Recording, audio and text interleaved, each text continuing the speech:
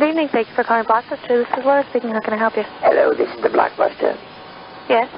Hello, I was in there earlier this afternoon. I'm sorry to be calling so late, but I laid down for a nap and I woke up at 11:45. And I wanted to call because I was in there earlier this afternoon and I rented 2 movies and there was an older gentleman there.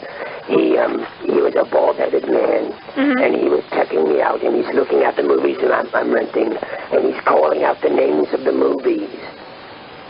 And I know it's not really a big deal, but on my way home I was driving and I'm thinking about it. And I'm wondering, suppose I had rented something that was embarrassing, you know, like maybe I rented like Mary Kate and Ashley or something like that. The reason why we do that is so you know which movies do when. It's policy. We always do that for the due dates. We tell each and every customer, not only that, but we've had numerous instances where the person has grabbed the wrong movie, and when we tell them the name of it, they go, oh, wait a minute, I didn't rent that.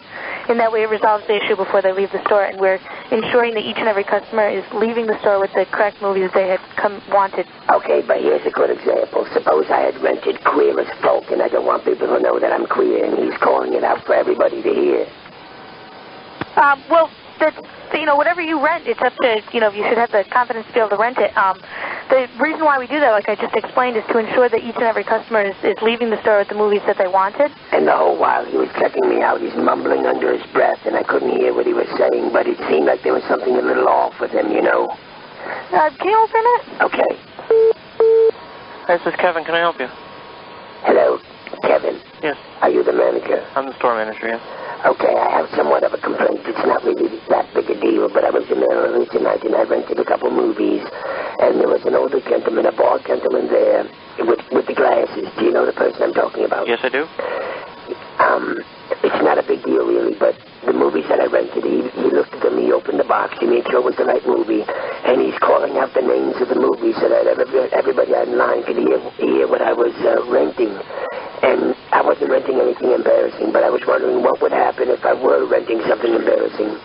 Like, I'm an older woman, and I'm sorry, I want to apologize for my voice because I have throat cancer, but I'm an older woman, and suppose I was renting something like 9.5 weeks, or the example I used with the girl I talked to before, what if I rented that Queer as Folk, and I didn't want people to know about me being queer, right. And he's there calling it out in the open for everyone to hear. Right. Well, that is our policy to do that, unfortunately. And the reason that Blockbuster is comfortable in doing that is because we don't carry anything that wouldn't be considered of a family nature. So. Yeah, I know, but like the example with the Queer as Folk, you know.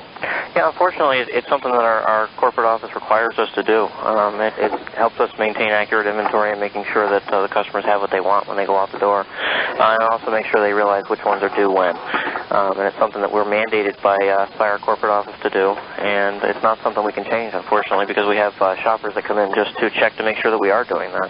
Okay, which one were you? You were probably there when I was in there. I was not, actually. I'm just here to do an inventory tonight, so. Oh, you're doing inventory tonight? Right. Oh. So what if... Okay, now, I do in fact want to rent this Queer as Folk, and I'm not gay myself, but I don't want people to think I am. So, can I tell him discreetly, please don't read off the names of these movies? You're welcome to do that. That's fine. You just have to tell him in advance, and then he won't do it. And while he was checking me out, he was also muttering and mumbling under his breath. I couldn't hear what he was saying. He's probably explaining to you our past program. He does tend to talk rather low. So no, I don't think he was even talking to me. He wasn't looking at me. He was almost like he was talking to voices in his head because he looks like he's a little off the wall, you know. Well, that's not the case, unfortunately. But like I said... Unfortunately, he's not completely insane? No. I'm going to have to get off the phone at the moment, though, because we are closed. So, No, it's 11:49, right? No, we closed early for our inventory tonight, so, like I said, I think I pretty well handled your issue, though, right? If you have a concern with respect to calling out the names of the titles, just ask him not to do so before you rung up. And other than that, I think we're all set. Can I get the phone number for your home office or your district manager or something? My district manager is 203. His name is Steve. Steve, and what is he, the district manager for? Yes, he is. For Connecticut? For parts of Connecticut, yes. Okay, and what is this, a business phone, a cell phone, a home phone, or what? That's his business phone.